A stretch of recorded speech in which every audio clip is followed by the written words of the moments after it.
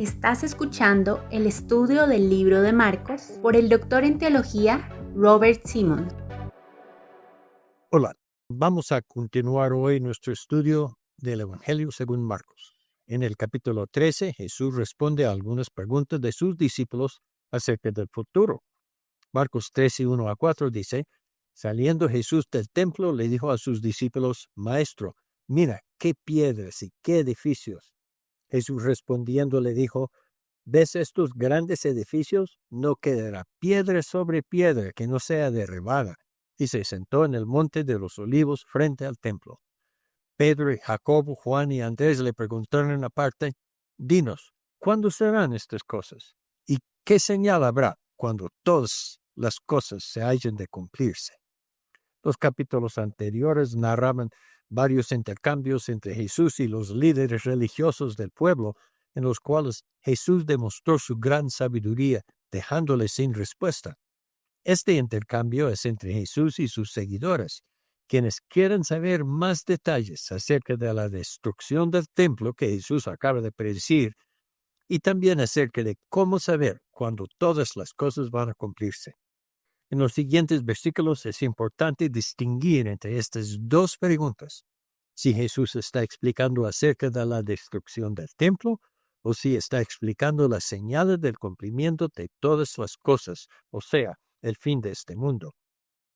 Los versículos 5-23 narran la respuesta de Jesús a la pregunta ¿cuándo serán estas cosas? O sea, la destrucción del templo en Jerusalén. Jesús habló estas palabras alrededor del año 30 o 33 después de Cristo, y la destrucción del templo ocurrió en el año 70 después de Cristo, unos 40 años después.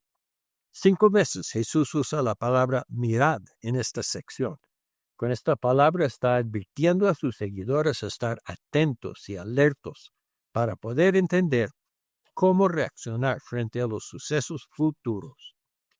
Los versículos 5-13 dicen así, Jesús respondiéndoles comenzó a decir, mirad que nadie os engañe, porque vendrán muchos en mi nombre diciendo yo soy el Cristo, y engañarán a muchos. Mas cuando oigáis de guerras y rumores de guerras, no os turbéis, porque es necesario que suceda así, pero aún no es el fin. Porque se levantará nación contra nación y reino contra reino, y habrá terremotos en muchos lugares, y habrá hambres y alborotos. Principios de dolores son estos, pero mirad por vosotros mismos, porque os entregarán a los concilios y en las sinagogas os azotarán. Y delante de gobernadores y de reyes os llevarán por causa de mí para testimonio a ellos. Y es necesario que el evangelio sea predicado antes a todas las naciones. Pero cuando os trajeren para entregaros, no os preocupéis por lo que habéis de decir, ni lo penséis, sino lo que os fuere dado en aquella hora, eso hablad, porque no sois vosotros los que habláis, sino el Espíritu Santo. Y el hermano entregará a la muerte al hermano, y el padre al hijo, y se levantarán los hijos contra los padres y los matarán. Y seréis aborrecidos por todos por causa de mi nombre. Mas el que persevera hasta el fin, éste será salvo. Todo lo que Jesús predijo en estos versículos sucedió durante los años entre la ascensión de Él, ya resucitado, y la destrucción del templo. Él aclara que estos acontecimientos no indican el fin, sino que tienen que suceder. Antes del año 70, el libro de Hechos y las cartas del Nuevo Testamento dan a entender que habían anunciado el Evangelio de Jesucristo desde España y hasta la India, y desde Grecia y Roma hasta la África. Además, todas estas cosas, las guerras, persecuciones, los falsos cristos y falsos maestros, estaban ocurriendo desde el momento y seguirán ocurriendo hasta el día cuando Cristo vuelve. El deber del discípulo de Jesús es perseverar y, a pesar del caos y los peligros que nos rodean, porque todo lo que los discípulos de Jesús enfrentaban en ese tiempo, nosotros todavía estamos enfrentando en este tiempo. Pero como dice Marcos 13:7, aún no es el fin. Marcos 13:14-23 continúa. Pero cuando veáis la abominación desoladora de que habló el profeta Daniel, puesta donde no debe estar. El que le entienda. Entonces los que estén en Judea huyen a los montes, el que esté en la azotea no descienda a la casa, ni entre para tomar algo de su casa, y el que esté en el campo no vuelva atrás a tomar su capa. Mas hay de las que están encintas y las que críen en aquellos días. Orad pues que vuestra huida no sea en el invierno, porque en aquellos días serán de tribulación cual nunca ha habido desde el principio de la creación de Dios hasta este tiempo, ni la habrá. Y si el Señor no hubiese acortado aquellos días, nadie será salvo. Mas por causa de los escogidos que Él escogió, acortó aquellos días. Entonces, si alguien os dijere, mirad, aquí está el Cristo, o mirad, allí está, no lo creáis, porque se levantarán falsos cristos y falsos profetas, y harán señales y prodigios para engañar, si fuese posible, aun los escogidos. Mas vosotros mirad, os lo he dicho antes. La frase abominación desoladora ocurre en Daniel 9:27, 11:31 y 12:11, y es parte de una visión profética que Daniel tuvo en la que predijo los eventos que ocurrieron en el año 167 a.C.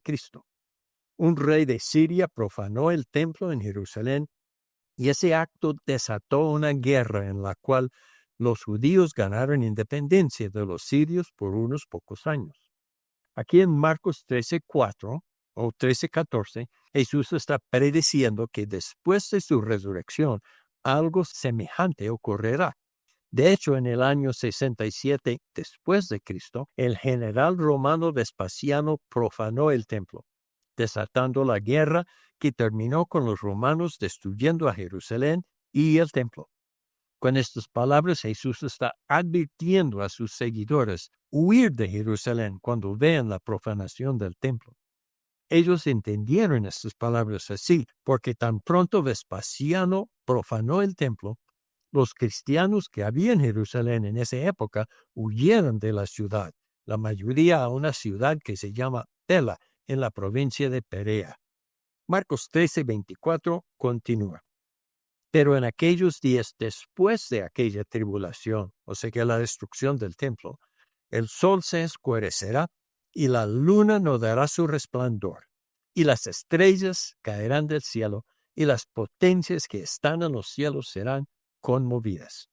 Aquí Jesús deja de hablar en forma profética de cosas que ya sucedieron unos 40 años después de su resurrección y comienza a hablar de cosas que están todavía en el futuro para nosotros.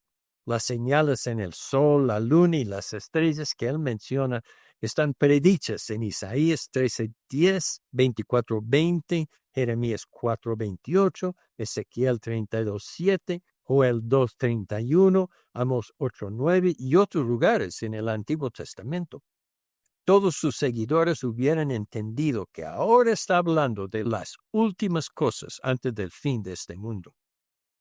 Marcos 13:26-27 narra lo que Jesús dijo acerca de las últimas cosas. Dice así: entonces verán al Hijo del Hombre que vendrá en las nubes con gran poder y gloria, y entonces enviará a sus ángeles y juntará a sus escogidos de los cuatro vientos, desde el extremo de la tierra hasta el extremo del cielo. Estas palabras se refieren al arrebatamiento de la iglesia, narrado en 1 Tesalonicenses 4:15-17 y en Apocalipsis 19:11-21. En Marcos 13:28-31, Jesús vuelve a hablar de las cosas que precedieron la destrucción de Jerusalén en el año 70. Él dice, de la higuera aprended la parábola. Cuando ya su rama está tierna y brotan las hojas, sabéis que el verano está cerca. Así también vosotros, cuando veáis que suceden estas cosas, conoced que está cerca, a las puertas. De cierto os digo que no pasará esta generación hasta que todo esto acontezca.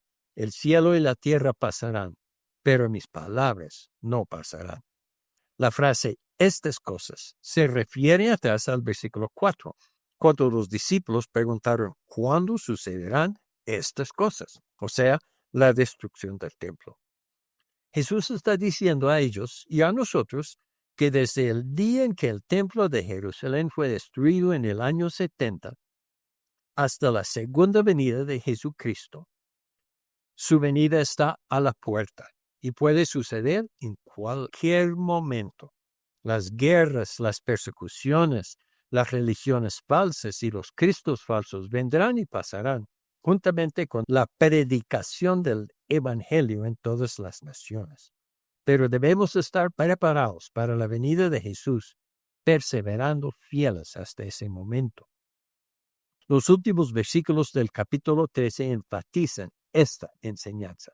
Dice, mirad, velad y orad, porque no sabéis cuándo será el tiempo. Es como el hombre que yéndose lejos dejó su casa y dio autoridad a sus siervos, a cada uno su obra, y al portero mandó que velase. Velad pues, porque no sabéis cuándo vendrá el Señor de la casa, si al anochecer o a la medianoche, o al canto del gallo o a la mañana, para que cuando venga de repente no os halle durmiendo. Y lo que a vosotros digo, a todos digo, velad.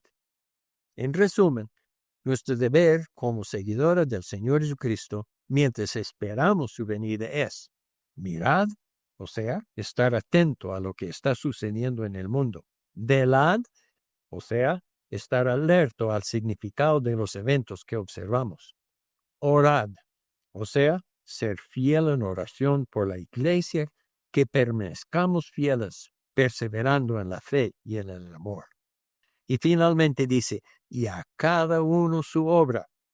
O sea, cada uno de nosotros debemos esforzarnos a entender qué es la voluntad de Dios en cada momento y hacerla sin vacilar. Señor Jesús, ayúdanos a estar atentos a las señales que nos rodean, que indiquen que su venida puede ocurrir en cualquier momento.